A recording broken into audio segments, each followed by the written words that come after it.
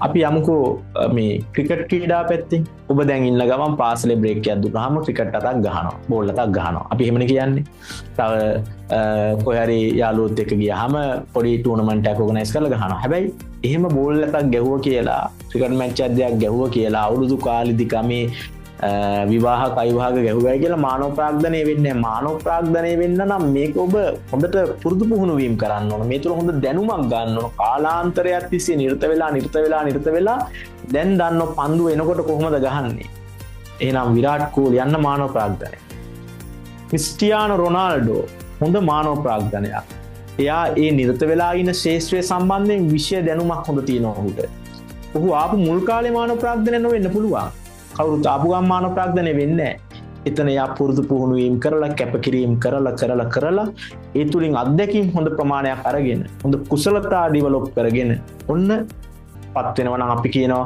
ඒ ශ්‍රමයට එහා ගිහිපු මේ ශ්‍රමයට එහා ගිහිපු ශ්‍රමයේ වැඩි දියුණු කරන ලද තත්ත්වයක් එහෙනම් එතන ප්‍රාග්ධනීය ලක්ෂණත් පේනවා හේතුව ඔවුන්ට දිගු කාලීනව ප්‍රතිලාභ හම්බෙන ඔබ දන්නවා ඩොලර් මිලියන ගණන් වලින් ඔවුන්ව මිලදී ගන්න IPL තරඟ වලට කෝටි ගණන් වලින් ගන්න.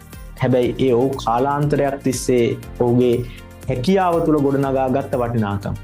ඔහු රැස් කරපු ආයෝජනයේ ඔහුගේ ශ්‍රමය තුළ ඔහු රැස් කරපු ආයෝජනය. ඕනම කෙනෙක්ට පුළුවන් කෑමු යන්න.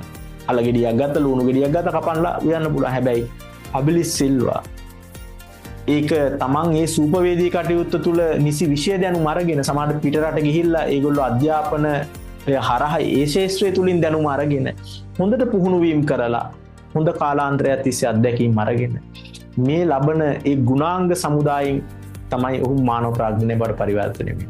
නිකම්ම මයික්යක් අරන් අපි සින්දු කිව්වා කියලා අපි මානව ප්‍රාග්ධනය වෙන්නේ නැහැ. සුනිල් එදිරිසිංහයන් හොඳ මානව ප්‍රාග්ධනයක්. කසුන් කල්හාර හොඳ මානව ප්‍රාග්ධනයක්. හේතුව ඔවුන් ඒ විශාරද විභාග ඒ නිසි දැනුම අරගෙන ඒ තුලින් හොඳ පුහුණු අරගෙන අත්දැකීම් කුසලතා මේ හොඳ පැකේජ් එකක් මානව ප්‍රාග්ධනය කියලා කියනවා. ශ්‍රමයට එහා ගිහිල්ලා ඔවුන් තුලම මිනිසා තුලම ආයෝජනය කළ දින කාටවත් පේන්නේ නැහැ මේ අනකොට මෙයා සුපිරි වැඩෙක් කියලා පේන්නේ නැහැ මිනිසා තුල කරලා තියෙන ආයෝජන දැන් හොඳ ලස්සන ලොකු ගෙයක් ඇදුවොත් අපිට ඇහැට පේන එක දැක්කම නියම හොඳ ගෙයක් හොඳ කියලා. නමුත් හොඳ වෛද්‍යවරයෙක් ඉන්නවා. ලෙඩ ඇවිදන් එනකොට කියනවා වාට තියෙන මේ ලෙඩේ කියලා. අන්න මානව ප්‍රාග්ධනය.